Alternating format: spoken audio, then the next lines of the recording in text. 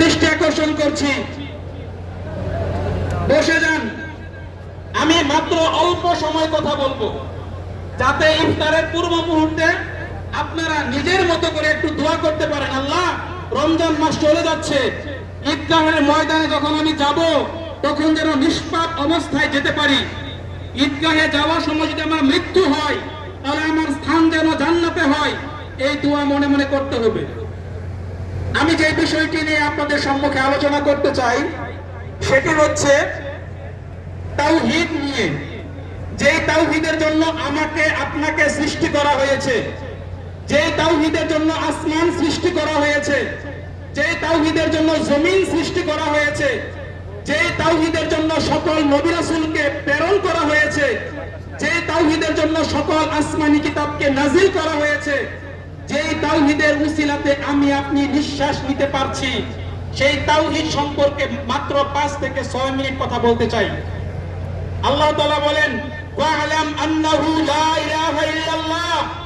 হে মানব জাতি, তোমরা জেনে রাখো, তোমরা এটা শিখে নাও, লা ইলাহা ইল্লাল্লাহ ইয়ানি লা মা'বুদা বিহাক্কিন ইল্লাল্লাহ। আল্লাহ ছাড়া সত্য কোনো মাবুদ নেই, এটা আল্লাহ আমাদেরকে শিখতে বলেছেন। আমার ভাইরা মনে মনে বলতে পারেন, আরে ভাই, এটা তো আমরা জানি আল্লাহ ছাড়া সত্য কোনো মাবুদ নেই। এটা মক্কার মুশরিকরাও জানতো। আমরা স্বীকার করি আল্লাহ সৃষ্টিকর্তা, আল্লাহ রিজিক দাতা, আল্লাহ জীবন দাতা, আল্লাহ মৃত্যু দাতা, এটা আমরা স্বীকার করি আর মনে করি আমি মুসলিম। কিন্তু আপনি কি জানেন, মক্কার মুশরিকরাও স্বীকার করত আল্লাহ সৃষ্টিকর্তা, আল্লাহ রিজিক দাতা, আল্লাহ জীবন দেয়, আল্লাহ মৃত্যু দেয়।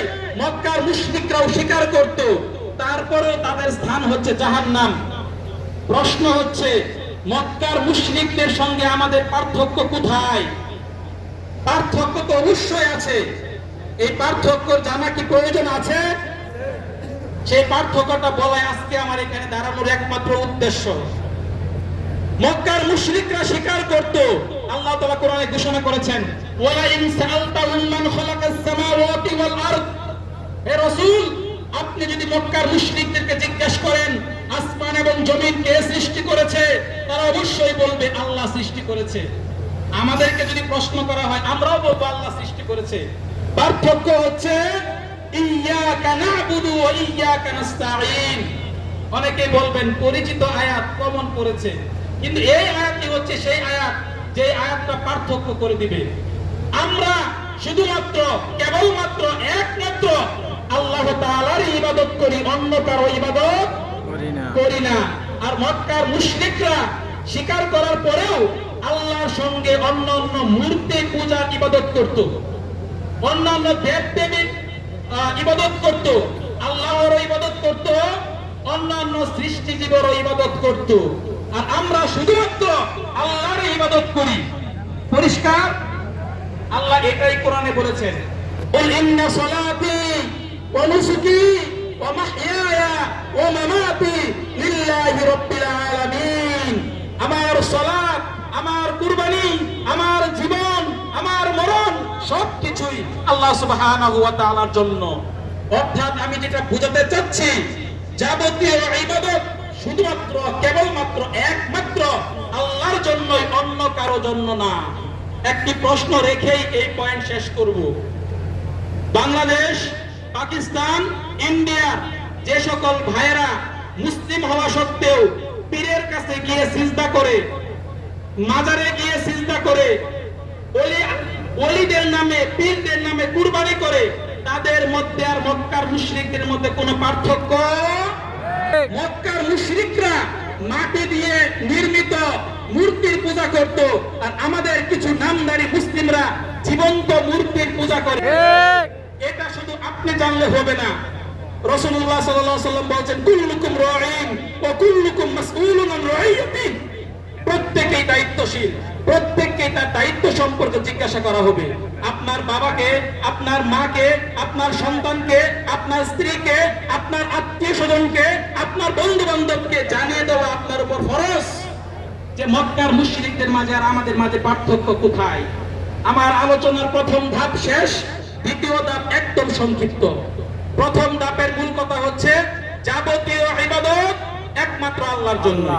দ্বিতীয় ধাপ হচ্ছে, যদি প্রশ্ন করা হয় আল্লাহ তাআলা কোথায়, আমাদের অনেক ভাইরা বলবেন আল্লাহ হচ্ছে সর্বত্র বিরাজমান। আল্লাহ হচ্ছে সর্বত্র বিরাজমান।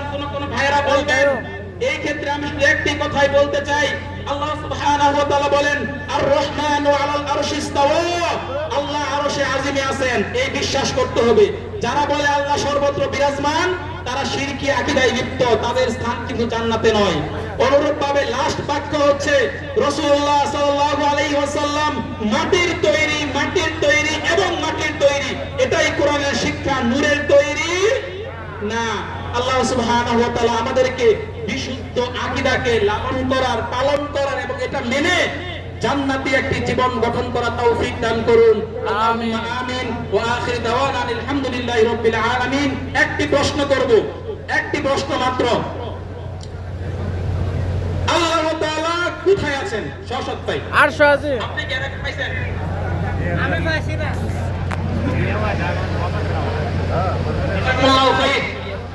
আল্লাহ আপনাদেরকে ভালো রাখুক, আমার জন্য দোয়া চাই। আল্লাহ আমাদের সবাইকে ফিরদাউসে আবার সাক্ষাৎ করার তৌফিক দান করুন। আল্লাহুম্মা আমিন। আসসালামু আলাইকুম ওয়া রাহমাতুল্লাহ। ওয়ালাইকুম আসসালাম ওয়া রাহমাতুল্লাহ।